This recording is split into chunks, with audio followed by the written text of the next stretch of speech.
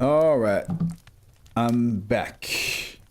We got Univine. I did not check which SCPs was the last one we had of them.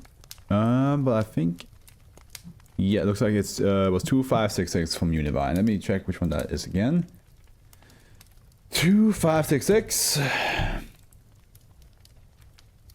Oh, is this the one where like yeah, it's like a town that has their own their own currency and their own ecosystem, and it's like going pretty well for them. Like they don't accept accept regular dollars and all that stuff. I think that's the one. That was actually a really interesting. Like I'm pretty sure I talked. I'm pretty sure I liked it, and then not only that, but I like the idea in general. I was like, the way they do it's kind of would be kind of good to have in our world. Maybe if I think I said that.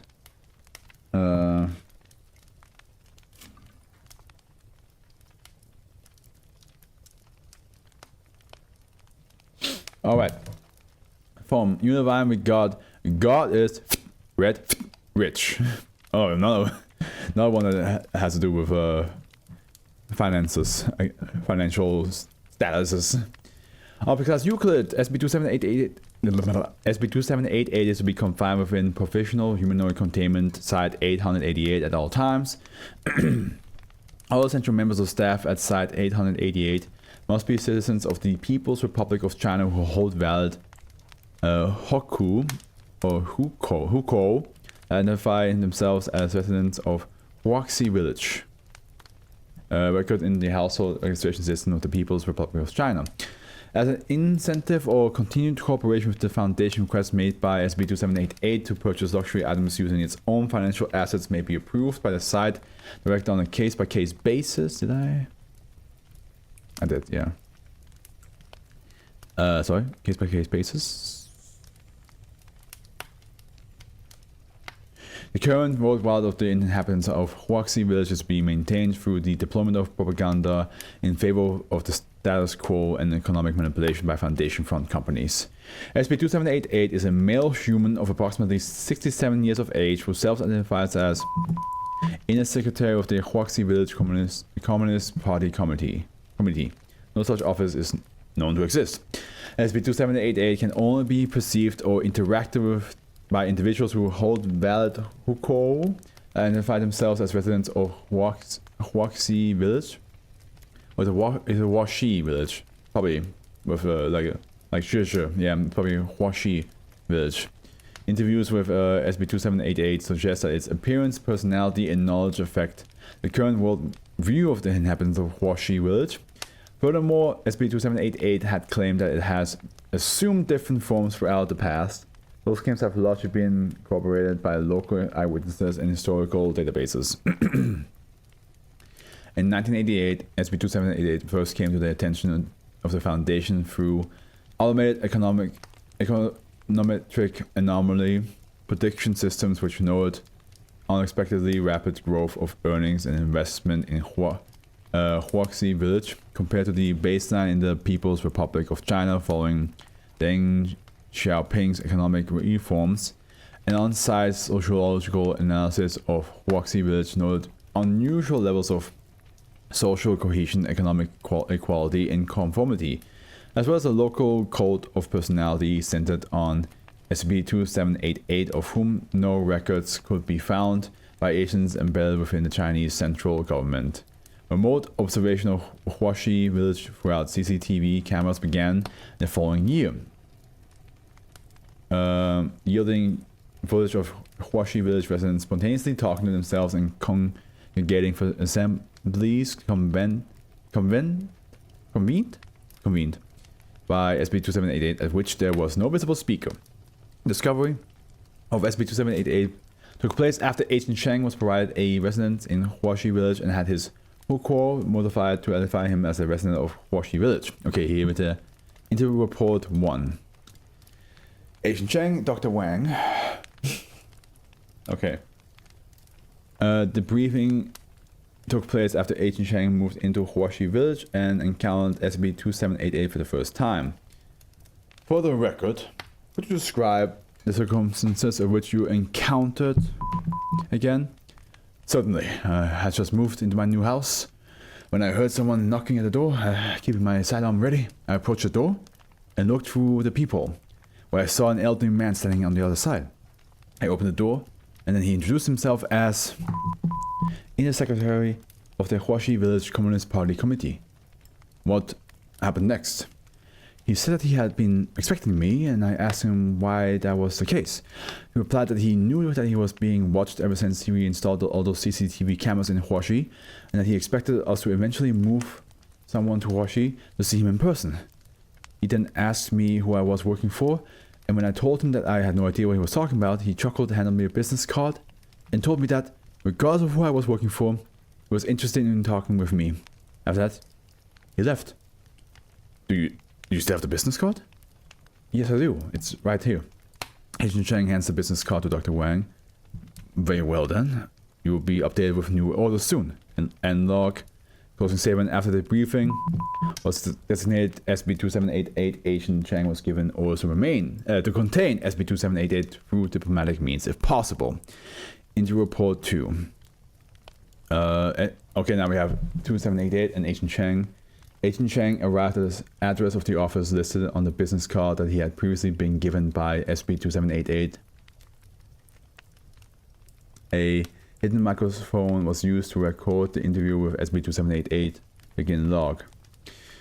I'm not surprised that you have come back to see me. Are you now willing to tell me who you work for? The central government, I'd imagine. Perhaps if we can make this an exchange of information. That seems fair.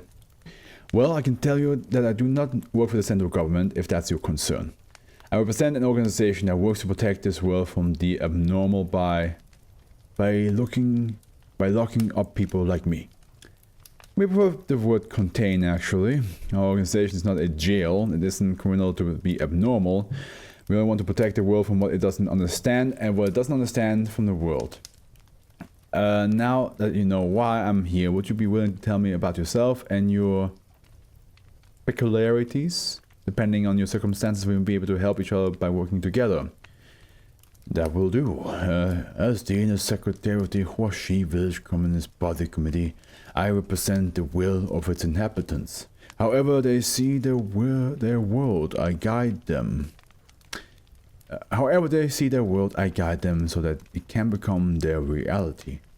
There have been times when I have done so as a god, or a hero, or more recently, a gator. But now, I'm quite happily doing so as a capitalist. You enjoy being a capitalist more than you enjoy being a god? Of course I do.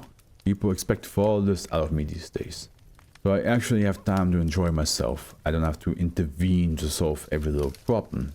No, I just have to keep the factories working and the investors satisfied. Besides, capital gains are a far better source of income than sacrificial offerings. Yeah, fair enough. What if I told you that if you were to enter containment by organization, we could help you as you are? How? You may be in charge of Huaxi, but what power do you have over the rest of the world? At any moment, society might change again. You would have to change with it. Our organization has the influence needed to keep things as they are here. If you're willing to cooperate with us, you wouldn't even have to work at all. Perhaps if I can remain in Huaxi. I'm sure that can be arranged.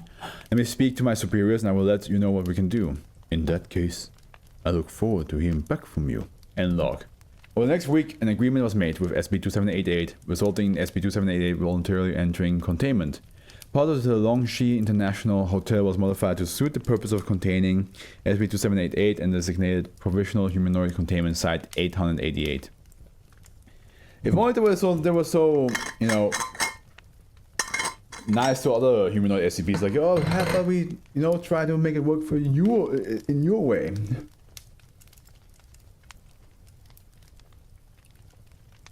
We try to, like, you know, work together, make it so that, like, it's good for you, it's good for me.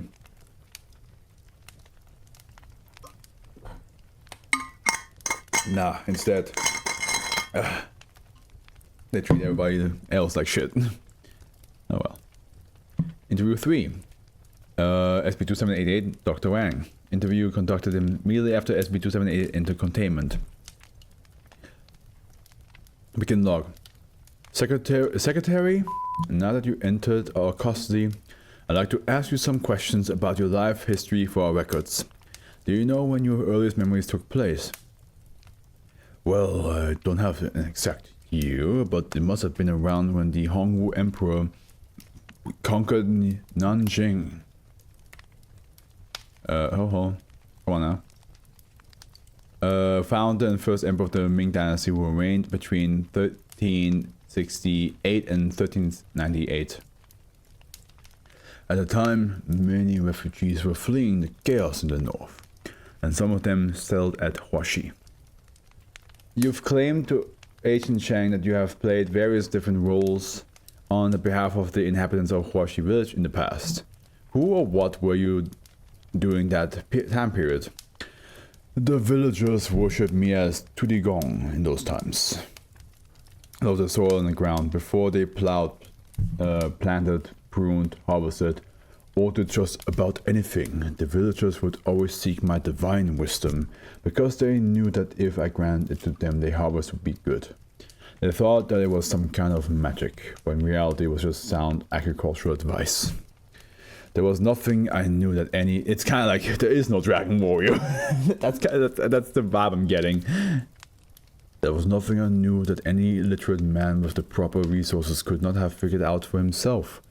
But the villagers turned towards me for direction because of their ignorance and superstition. It was truly dreadful chore for which I never received the gratitude I really deserved. For how long did you remain in that role? Until the Qing issued the Q order, as I recall, when the villagers joined the people of Yin in rebellion. An unpopular edict that mandated the adoption of the Q hairstyle by Han Chinese, a city near Huaxi village. That was when I became known as the Silent Wind, a rebel from whom the Queen could never hope to discover or apprehend. I was able to lead some successful ambushes, but the rebellion was a losing proposition from the very beginning. The Queen outnumbered us at least 10 to 1.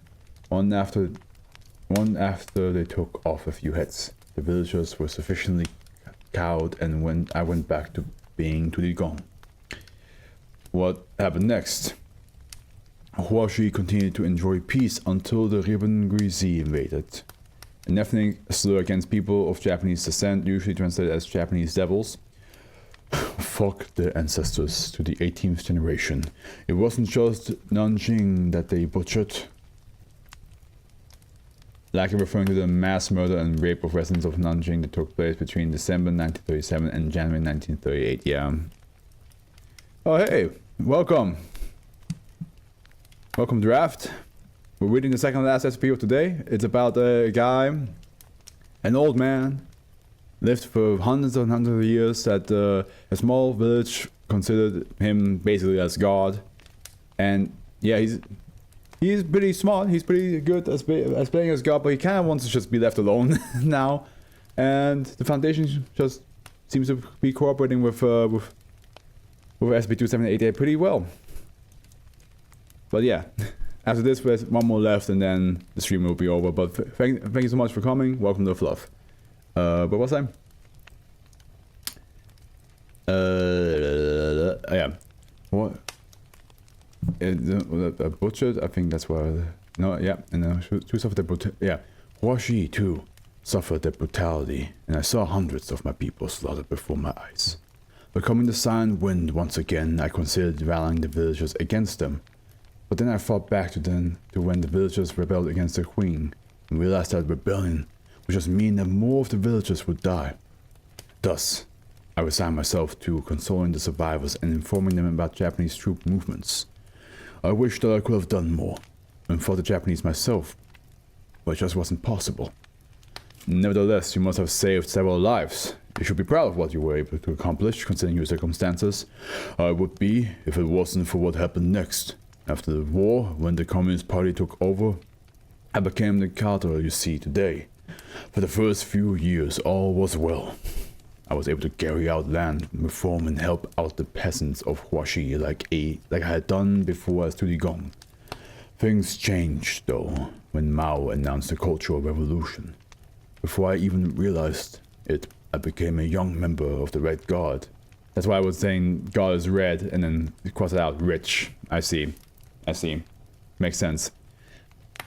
I smashed the idols of Tudigong that had been erected in my image, denounced the faithful priest who kept singing my praises, and spat in the faces of old men who had helped before and during the war. I am now ashamed of what I had done, but it was what the villagers wanted me to do. SCP-2788 passes, or at least it was what most of them wanted me to do. I did what I could to protect them from the Japanese, but there was nothing that I could do to protect them from themselves.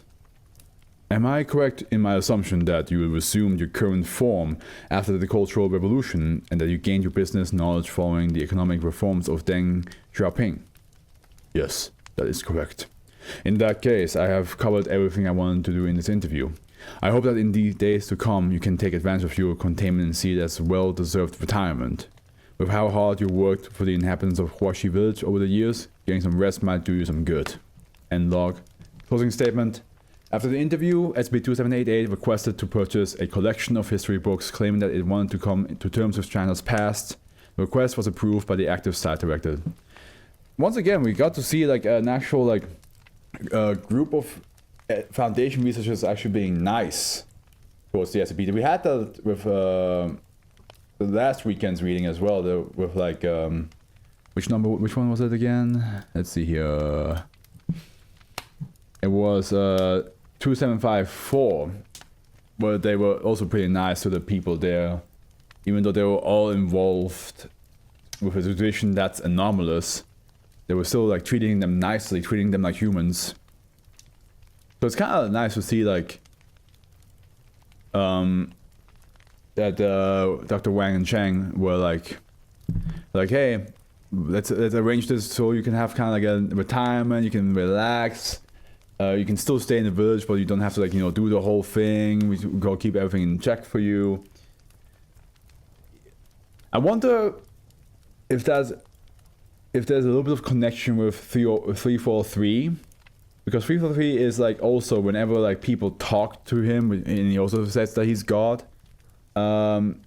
People talking to him like felt more at ease, felt comfortable talking to him, treating him with respect. So I wonder if there's like a little bit of that happening here as well, because he's also considered a god, or yeah, something like that. You know, that's why I'm wondering if there's like a similar effect happening where like the moment you talk to him, you kind of go like, oh, we should be respectful, we should treat him kindly, with care. Not sure if that's the case. If I'm correct, you already went through 2747. Yes, I mean, I'm going in numerical order, so yes, I have gone through that stuff already. Yeah, that was 3 weekends ago. I had a bunch of breaks because I'm currently in Switzerland, and so I'm being with family, and sometimes, you know, schedules don't align with each other, so I don't remember when I can just check it out when I read it, because I do put the notes down when I have read that stuff. So yeah, I read on the 2nd of August. That's when I read it.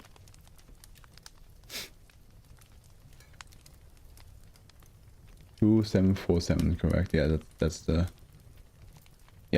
2nd of August, and that's gonna come out on my YouTube channel on the that's gonna come out on the 9th of January 2026.